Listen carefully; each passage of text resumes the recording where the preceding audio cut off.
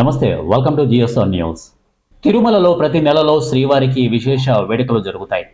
అలాగే టీటీడీ అనుబంధ ఆలయాలలో కూడా అనేక ఉత్సవాలు కన్నుల పండుగగా సాగుతాయి. అలాగే టీటీడీ ఆధ్వర్యంలోని కడప జిల్లా దేవుని కడపలో గల శ్రీలక్ష్మీ వెంకటేశ్వర స్వామి వారి వార్షిక బ్రహ్మోత్సవాలను ఘనంగా టీటీడీ నిర్వహించనుంది. ఈ మేరకు ఇప్పటికే poster TTD EO J Syamala Rao ఆవిష్కరించారు.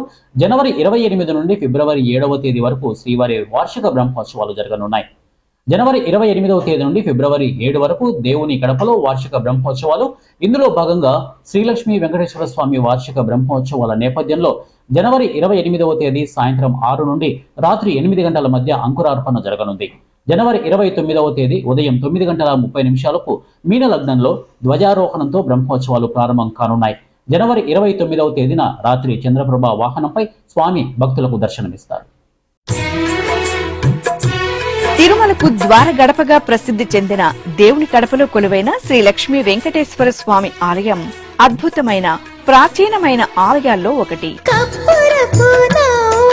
కడపరాయ నాకు కప్పబోయి పచ్చడము కడపరాయ కప్పులు దేరి నీ మోవి కడపరాయ ఇవి కప్పముగా నెవ్వ తెచ్చి కడపరాయ.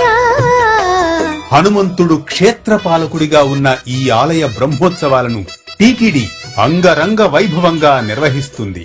శ్రీ లక్ష్మీ వెంకటేశ్వర స్వామి వారి వార్షిక బ్రహ్మోత్సవాలు 2025వ సంవత్సరం జనవరి 29 నుండి ఫిబ్రవరి 6వ తేదీ వరకు